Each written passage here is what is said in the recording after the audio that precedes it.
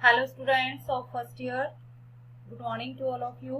बस आज की वीडियो में हम बात करेंगे व्यावसायिक खतरों की रोकथाम के बारे में कि प्रिवेंशन ऑफ ऑक्यूपेशनल हजार्ड्स। ठीक है, इससे पहले हम बात कर चुके हैं कि कौन कौन से ऐसे व्यावसायिक विष पॉइजन होते हैं, ऑक्यूपेशनल पॉइजन होते हैं, और कौन कौन से ऐसी जो है खतरे होते हैं, हजार्ड्स होते हैं, जैसे कि भौतिक खतरे, रासायनिक खतरे या फिर मनोवैज्ञानिक खतरे। ठीक है, कि जो एक काम करने वाले के वहां पर कारखानों में और उद्योग धंधों में लगे हुए श्रमिकों या मजदूरों के स्वास्थ्य को जो है वो हानि पहुंचाते हैं। ठीक है, तो ऑक्यूपेशनल पॉइजन इससे पहले वीडियो लेक्चर में हमने डिस्कस किया था। तो आज है व्यावसायिक खतरों की रोकथाम, और कौन कौन से उससे जो है व्यावसायिक खतरे होते हैं ये आपको पता चल गया। अब उसकी रोकथाम के क्या क्या हम उसके लिए उपाय होते हैं, जैसे कि इससे पहले हमने बचाव के उपाय भी पढ़े थे, जिसमें कि आपने ये सब पढ़ा था कि जहाँ पर भी कोई भी उद्योग, जहाँ पर भी कोई श्रमिक काम करता है, वहाँ का वातावरण खुला हुआ, बड़े बड़े कमरे हवादार होने चाहिए। इस वातावरण में व्यक्ति का जो है आवागमन निषेध होना चाहिए। साथ ही श्रमिकों की जो नियमित जांच होनी चाहिए, उनके स्वास्थ्य की जांच होनी चाहिए, मेडिकल चेकअप होना चाहिए, आदि ऐसी बहुत सी बातों को हमने बचाव के उपायों में के अंतर्गत पढ़ा था। तो व्यवसायिक खतरों की रोकथाम के अंतर्गत व्यवसायिक खतरे की रोकथाम जो होती है वो अत्यंत आवश्यक होती है किसी भी उद्योग, कारखानों में, इंडस्ट्रियल एरियाज में। ठीक है, और साथ ही वो औद्योगिक श्रमिक के स्वास्थ्य पर ही सुचारू उत्पादन का प्रभाव होता है। अपने दायित्व को निभाते हुए एक स्वस्थ श्रमिक की अच्छी गुणवत्ता का उत्पादन दे सकता है। जैसे कि माना जाता है कि हमें, देखिए बच्चों, अन्न का उत्पादन कहाँ से होता है? गाँव में जो किसान खेती करते हैं, खेती से होता है। तो किसान भी हमारे लिए एक तरह से उसी तरह से उत्पादन है जो हमारे लिए अन्न उत्पन्न करता है। तो ऐसे ही श्रमिक है जो अलग अलग तरह के औद्योगिक धंधों में काम करके, औद्योगिक कारखानों में काम करके जो है वो कई तरह के उत्पादन में सहायता करता है। ठीक है, मशीनें अपना काम करती हैं, लेकिन वहां पर श्रमिकों के बिना भी उत्पादन में जो है, उत्पादन जो होता है वो मुश्किल है।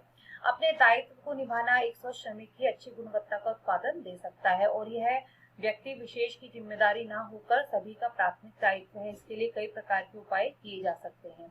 ठीक है, यानी कि इसका दायित्व किसका है? यानी कि जिसका जो यानी कि जो कारखानों के मालिक होते हैं, जो उद्योग धंधे चला रहे हैं, या फिर वहां पर काम करने वाले जो वर्कर्स हैं, सभी का, उनका खुद का भी, यानी कि जिम्मेदारी दोनों की बनती है। जो ऑनर है उसकी भी, और जो वहां पर काम कर रहे हैं मजदूर, उनकी स्वयं की भी अपनी जिम्मेदारी है कि वो वहां पर जो है अपने स्वास्थ्य का ध्यान रखें, जो व्यावसायिक खतरे हैं उनको नजरअंदाज ना करें, उनका ध्यान रखें। ठीक है, तो मुख्यतः इन उपायों को 3 श्रेणियों में वर्गीकृत किया गया है। चिकित्सीय उपाय, सबसे पहले आता है मेडिकल ट्रीटमेंट जो होता है, यानी कि इसके अंतर्गत मेडिकल मेजर्स के अंतर्गत क्या आता है बच्चों, कि इन उपायों को शामिल किया गया है रोजगार प्रदान करने से पूर्व श्रमिकों का पूर्ण शारीरिक परीक्षण। देखिए, अब व्यवसायिक खतरों की रोकथाम के लिए, यानी कि पहले से ही अगर कुछ ऐसे उपाय जो है अपनाए जाएं कि जिससे कोई स्वास्थ्य को खतरा ही ना हो वहां पर काम करने वाले श्रमिकों का, मजदूरों को, तो उनके लिए रोजगार प्रदान करने से पूर्व जो है वो श्रमिकों का पूर्ण शारीरिक परीक्षण होना चाहिए। जैसे कि यह नितांत आवश्यक है कि जब श्रमिकों को रोजगार हेतु भर्ती किया जा रहा है, तब उसे पूरी तरह से स्वस्थ होना चाहिए, एक तरह से उनका मेडिकल चेकअप होना चाहिए। और स्वस्थ शरीर में विभिन्न रोगों से लड़ने की प्रतिरोधक क्षमता भी कम होती है। ऐसे में अगर उन्हें किसी से ऐसे वातावरण में पहुंचा दिया जाए जहाँ किसी रोग के होने की संभावना अधिक होती है, तो श्रमिकों के लिए वो हितकर नहीं होगा। यानी कि अगर ये वाली योजना, अगर ये वाली नीति बनाई जाए कि जो भी काम कर, रोजगार प्रदान करने से पहले अगर श्रमिकों के शारीरिक परीक्षण किया जाए, मेडिकल चेकअप उनका कर लिया जाए, तो उससे पता चल सकता है कि वो उनको कोई फिजिकल प्रॉब्लम तो नहीं है, कोई मेंटल प्रॉब्लम तो नहीं है, कोई इमोशनल ऐसी कोई संवेगात्मक तनाव तो उनको नहीं है, जिसके कारण जो है वहां पर काम करने से अगर बाई चांस कुछ मिस हैपनिंग होती है तो उनके स्वास्थ्य पर उसका प्रभाव पड़ सकता है। क्योंकि देखिए, अगर श्रमिकों के स्वास्थ्य पर हानिकारक प्रभाव पड़ता है तो उससे जो सारा जो काम है, व्यवसाय है, वो प्रभावित होता है। ठीक है, तो श्रमिकों का पूर्ण शारीरिक परीक्षण होना चाहिए, नियमित जांच होनी चाहिए, कि श्रमिकों की नियमित जांच होनी चाहिए, यानी कि जैसे कि कह दे कि हर जैसे कि मंथली मेडिकल चेकअप होना चाहिए उनका, या गैप पर, ताकि जो उसे पता रहे कि कोई, जिससे उनके स्वास्थ्य पर होने वाले किसी विपरीत प्रभाव का समय रहते पहचाना जा सके। कि अगर कोई प्रभाव उनके स्वास्थ्य पर पड़ भी रहा है वहां पर काम करने से, जैसे कि हमने देखा कि कई ऐसे होते हैं जहाँ पर केमिकल्स फैक्ट्री होती है या कुछ केमिकल्स का यूज होता है या फिर बहुत से भौतिक खतरे होते हैं।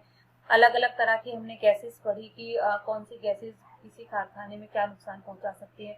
तो बहुत सारे ऐसे कारक होते हैं जो कि स्वास्थ्य को प्रभावित कर सकते हैं, चाहे वो भौतिक हो, रासायनिक हो, मनोवैज्ञानिक हो। लेकिन अगर टाइम समय से मेडिकल चेकअप होता रहेगा, नियमित जांच उनकी स्वास्थ्य उनकी शारीरिक जांच होती रहेगी, तो इससे क्या होगा कि समय रहते उसका जो है ट्रीटमेंट उनका ट्रीटमेंट जो है उनको दिया जा सकता है। ठीक है। अधिकतर व्यावसायिक बीमारियां जो है बढ़ने में काफी समय लेती हैं तथा कई बीमारियां तो वर्षों बाद निकलकर सामने आती हैं। ऐसे में नियमित जांच से किसी भी बीमारी अथवा उसके आरंभ का पता लगाया जा सकता है। जैसे कि कोयला खदान में काम करना या चूड़ी या कांच के जो का उद्योग धंधे होते हैं उसमें लगे रहने से अधिकतर व्यक्ति को जो है श्वास संबंधी प्रॉब्लम हो जाती है, लेकिन वो एकदम से उभर कर सामने नहीं आती है। धीरे धीरे 1 साल लग जाता है कि इसको टीबी की शिकायत हो गई है, फेफड़ों में कोई इन्फेक्शन हो गया है, ठीक है, या श्वास संबंधी कोई बीमारी हो गई है। तो यही है कि अगर नियमित जांच होती रहेगी तो इससे क्या होता है, पता चलते उनका जो ट्रीटमेंट उनको दिया जा सकता है। और देन नेक्स्ट आता है चिकित्सा सुविधा की। इन बीमारियों की शुरुआत होने पर अथवा हो जाने पर श्रमिकों को संपूर्ण चिकित्सा सुविधा उपलब्ध होनी चाहिए, यानी कि उनको मेडिकल जो फैसिलिटीज हैं वो वहां पर काम करने वाले श्रमिकों को या मजदूरों को मिलनी चाहिए। देन व्यक्तिगत स्वास्थ्य के बारे में हमने पढ़ा था पर्सनल हाइजीन कि हर एक व्यक्ति को, विशेषकर वहां पर काम करने वाले श्रमिक हैं, मजदूर हैं, उनको व्यक्तिगत स्वच्छता पर विशेष बल देना चाहिए। ठीक है। स्वस्थ शरीर जो है वो कई रोगों से जूझने की शक्ति हमें स्वयं रखता है। और इसके अतिरिक्त श्रमिकों को पौष्टिक भोजन करना चाहिए, भोजन में नियमितता बरतनी चाहिए, और यदि कोई बीमारी के लक्षण अगर दिखाई देते हैं तो चिकित्सक से संपर्क अवश्य करना चाहिए, उसे जो है इग्नोर नहीं करना चाहिए। ठीक है। तो ये एक श्रमिक का, एक काम करने वाले मजदूर का, साथ ही जो वहाँ के ऑनर है कारखाने के, उनको भी ये व्यक्तिगत स्वास्थ्य पर अपने ध्यान देना चाहिए कि अगर यानी कि पर्सनल हाइजीन का, साफ सफाई का, अपने भोजन का, पौष्टिक भोजन लें, संतुलित भोजन लें।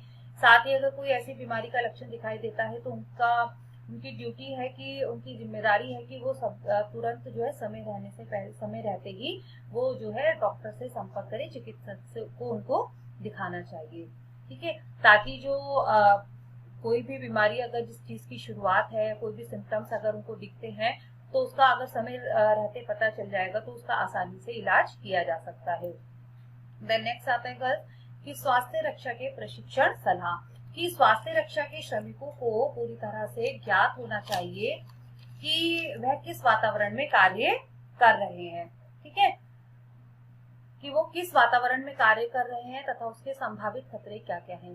स्वास्थ्य रक्षा के प्रशिक्षण सलाह। कि स्वास्थ्य रक्षा के श्रमिकों को पूरी तरह से ज्ञात होना चाहिए कि वो जो किस वातावरण में, कि जो वहाँ के श्रमिक हैं वो किस वातावरण में काम कर रहे हैं। अब वातावरण हमने पढ़े कल, भौतिक वातावरण, रासायनिक वातावरण, ठीक है, जैविक वातावरण। तो ये सब क्या है, उन्हें पता होना चाहिए कि और उसके संभावित खतरे क्या हैं। कि अगर कोई ऐसा क्षेत्र है जहाँ पर जो है संवातन का जो है कमरा जो है वो ऐसा नहीं है, खुला है, हवादार नहीं है, तो वहां पर क्या होगा कि वहां पर जो है कभी कभी जो है सांस लेने में दिक्कत आएगी, कभी कभी ऐसी मिसहैपनिंग हो सकती है कि वहां पर दम भी घुट सकता है। ठीक है।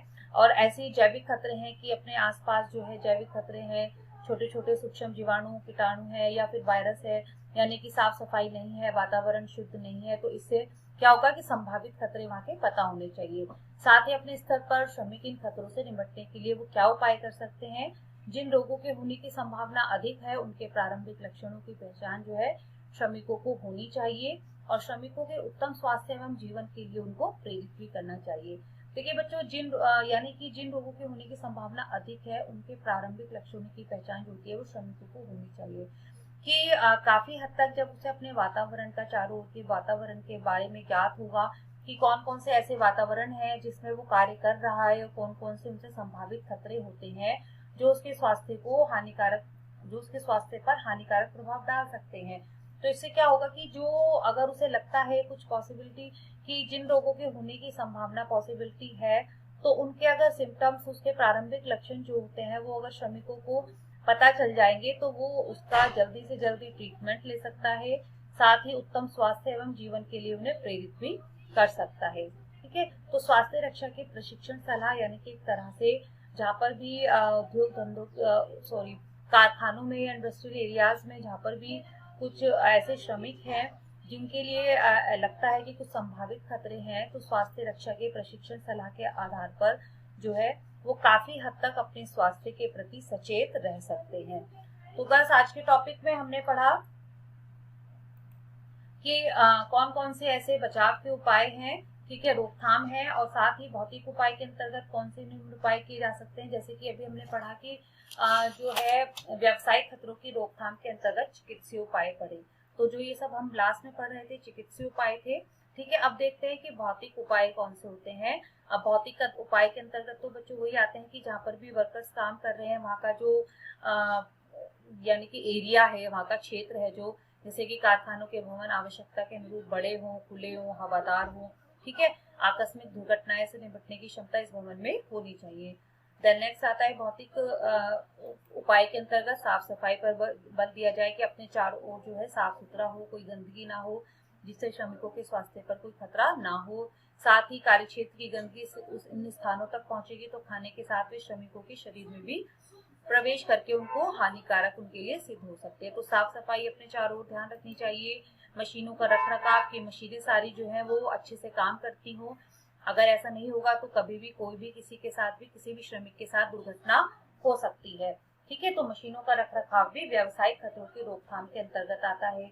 निरोधक उपकरण होने चाहिए, जैसे कि श्रमिकों के निरोधक उपकरण जो है विशेष किस्म की पोशाकें हैं, वो फायर प्रूफ, वाटर प्रूफ, साथ ही गैस जो है मास्क, हाथों के दस्ताने आदि उपलब्ध कराए जाने चाहिए, ताकि वो प्रदूषण मापन और उनकी रोकथाम के लिए विशेष उपकरण स्थापित करने चाहिए। यानी कि कुछ ऐसे निरोधक उपकरण की जो वहां पर किसी भी दुर्घटना से बचाव के लिए जरूरी होते हैं।